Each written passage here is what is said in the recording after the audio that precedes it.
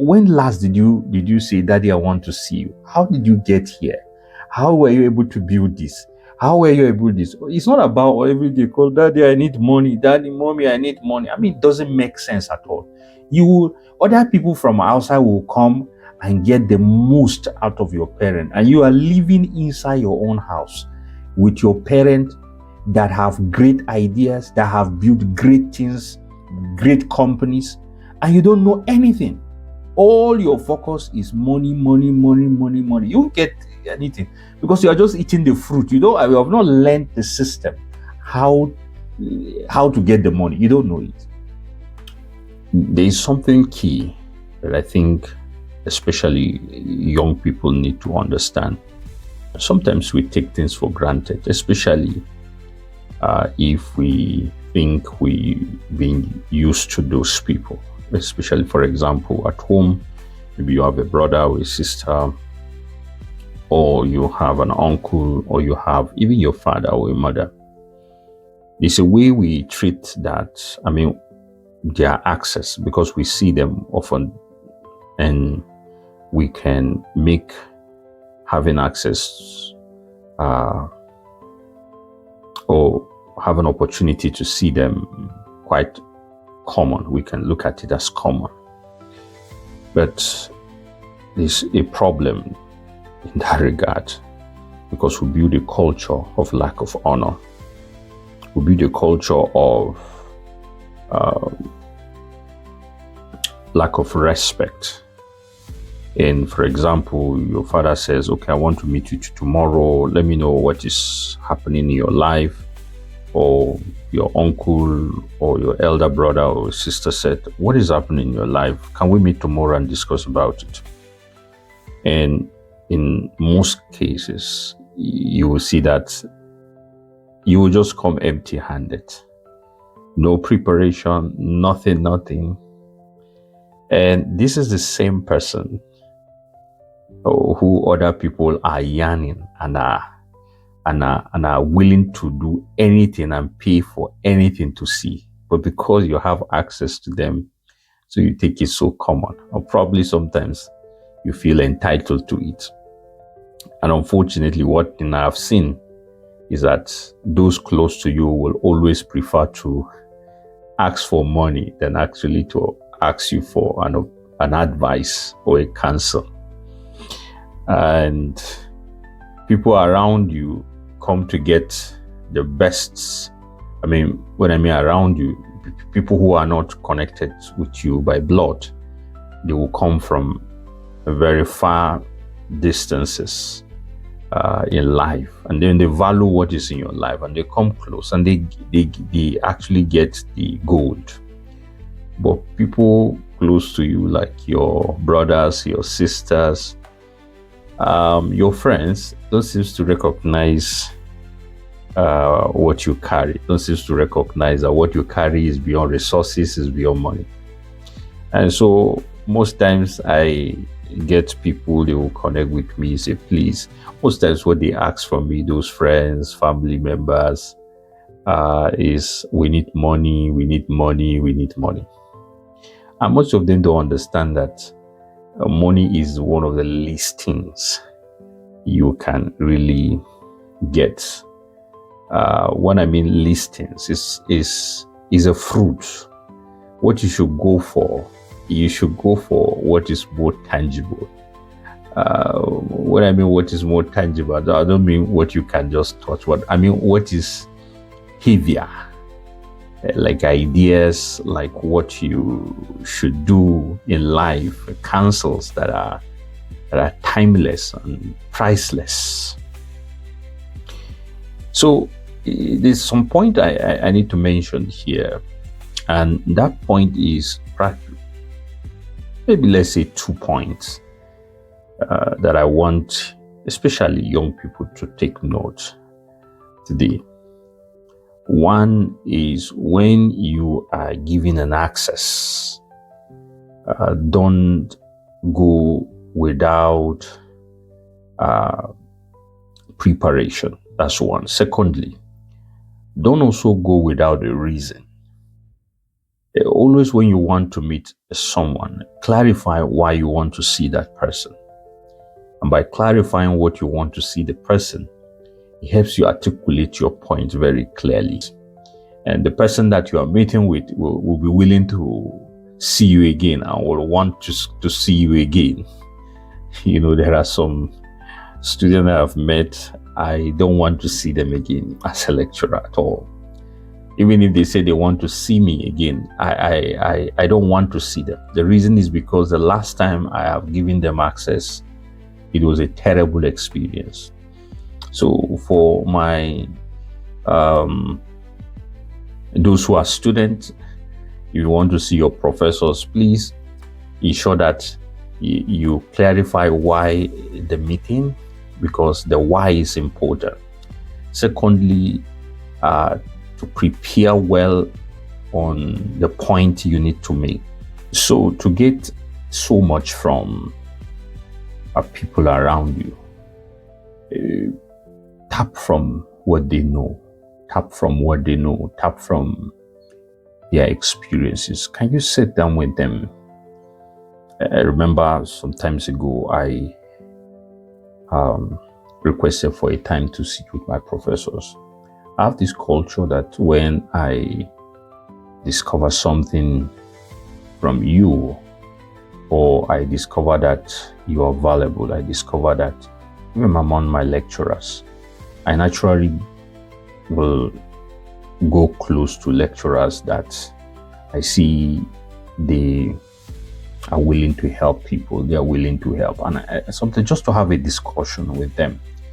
And I will hold on my jotter and I will write some questions that I want to ask them. I will think about the questions I will write. I will put things down. Then when I go, when somebody sees you bringing out a jotter and then you are either writing whatever he or she is telling you, or you are actually also asking the questions from what you have written, that picture already is encouraging. It gives a person an idea that you are articulate, you are prepared, that you truly value and respect the person.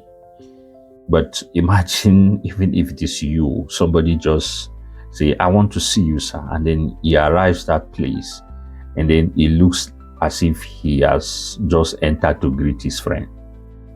It doesn't show honor. So first and foremost, I want you to know that when you prepare well, it communicates honor to the person in the place of authority, communicates honor to the person, that you honor the person. You don't want to waste time. And you have to understand that whether it's your professor or your dad or your mom, they truly, because of their responsibility, do not have so much time to waste, just like many young people. You have all the time. You don't have much responsibility when you are younger. Because they are older, they have so much responsibility too, so their schedules are always very, very tight. One of the most precious thing in their life is time. And each time you waste their time, you are really taking something very precious from them.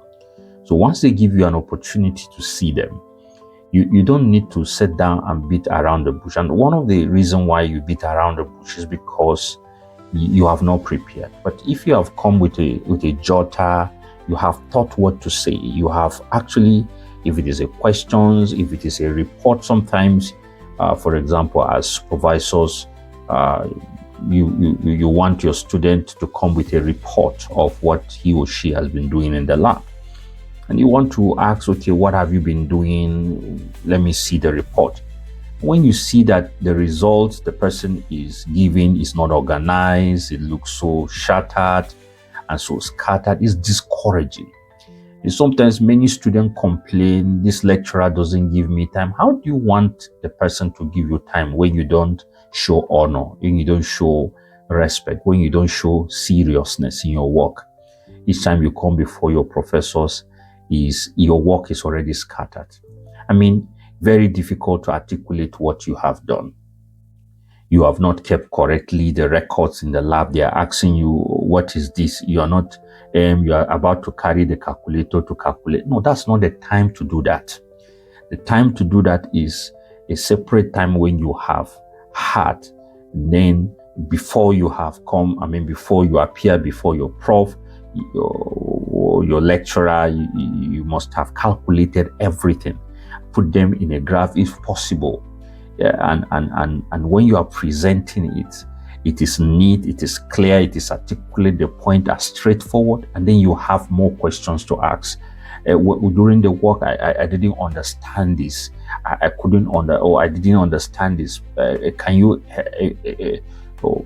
explain this for me, Professor, more? Or during this, and the same thing with your parent. And sometimes we as I said, don't abuse access.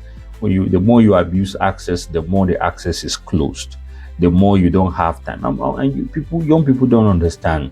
One thing I have discovered that most of, like the prof I was saying, most of some of my opportunities came from my professors, actually, because they saw something and they were willing to go any length for you. They were willing to stand as, quote unquote, your sponsor. They'll be advocating for you even where you don't know that they're advocating for you. So there's one thing that is very, very important, and I wish that many young people will get it before it is too late. Don't say, because sometimes again I hear many young people say, "Is God? If God didn't take you." Yes, if God didn't take you, but God used people. You can sit down and pray and pray and pray, and then use your hand again and spoil the whole thing. The issue is that there is no amount of prayer that will substitute preparation. There's no amount of prayer that will substitute neat work, articulate work. There's no amount of prayer that will substitute preparedness. There's no amount of prayer that will substitute how orderly or reasons. To show that you are really prepared. Please don't take don't take light of access, because the first impression you give about someone is what the person will take. And you will soon see that the same person you are coming before, he might not be the one to open the first door, but he knows somebody who can open another door. So most of the opportunities I was able to gain in life are actually brought about by someone.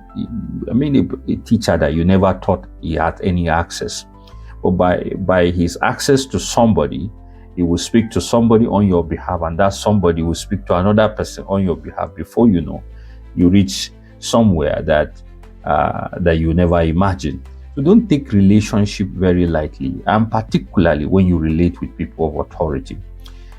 So I'm talking about generally, whether you're parents, whether your teachers. Just ensure that you are serious, and the impression you give to them is a person who is serious and articulate, and is not a waster of time. He's also somebody who will always honor, because that also communicates honor.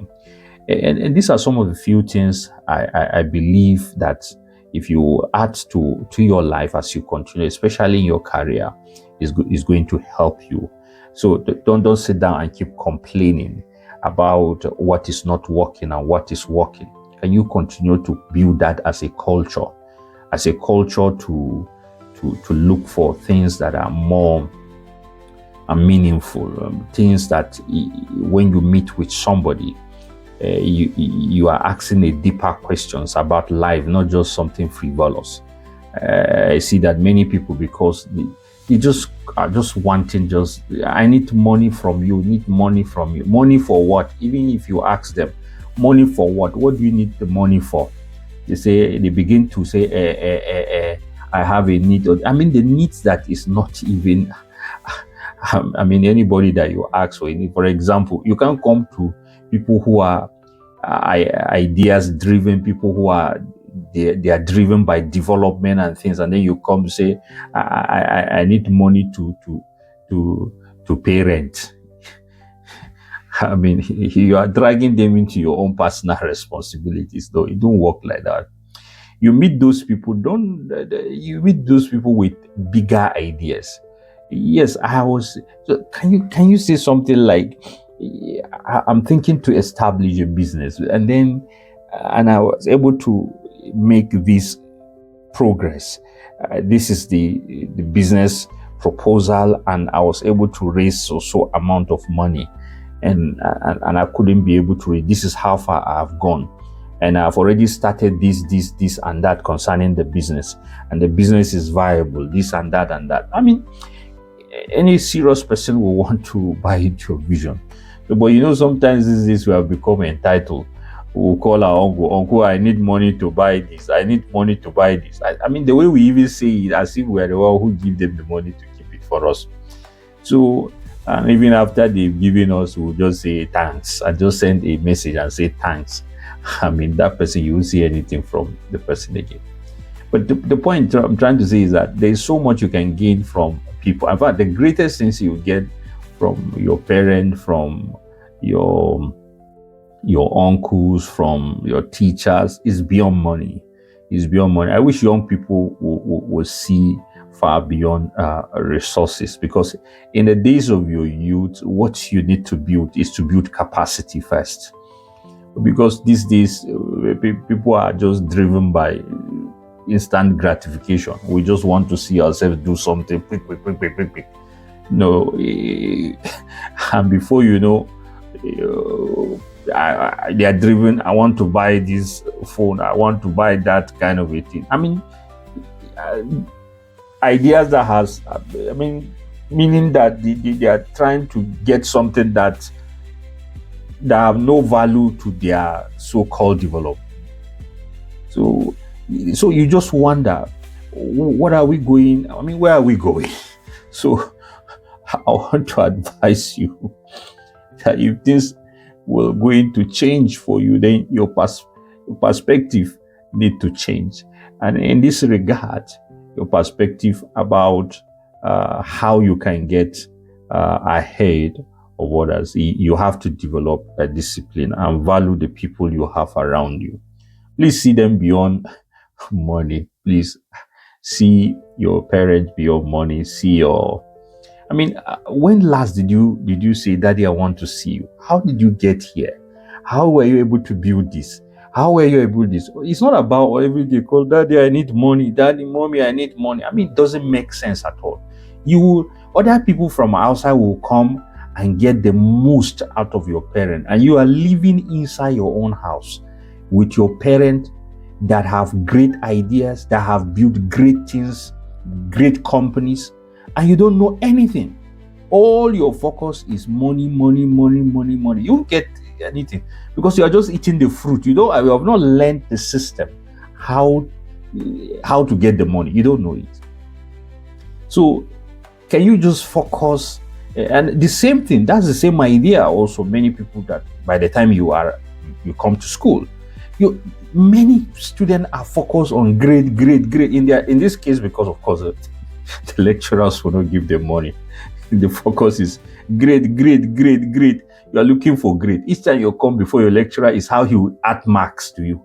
You have never bothered to ask so much about the ideas he carried or the ideas she carried. We are missing a lot. And that's how we will just graduate out of school with nothing in our heads. We have no capacity at all. The only thing we have is a good grade. You understand? And good grade that does not even reflect who we are. I think this generation need to change their mentality concerning good grade. Remember, no matter how good grades you have, does not translate into anything yet in the society. That's just a paper you have that shows good enough if that reflects who you are. But if it doesn't reflect who you are, it's not going to just automatically just give you whatever you want. No, that's not how it works. Pay attention to the ideas of those in authority, those who have gone ahead. Pay attention to what was or what has been driving them. What was their motivation? How did they arrive where they are today, or in so many things they have already done? This will have been the best thing. Well, I was able to figure it quite. I appreciate God for that. But If wishes are horses, I would have actually obtained that quite early in life. But this is wonderful. I think this is one of my advice to young people. Thank you for listening. Let me hear what is your thoughts about it, and I think it will be good for me to hear what you think about it.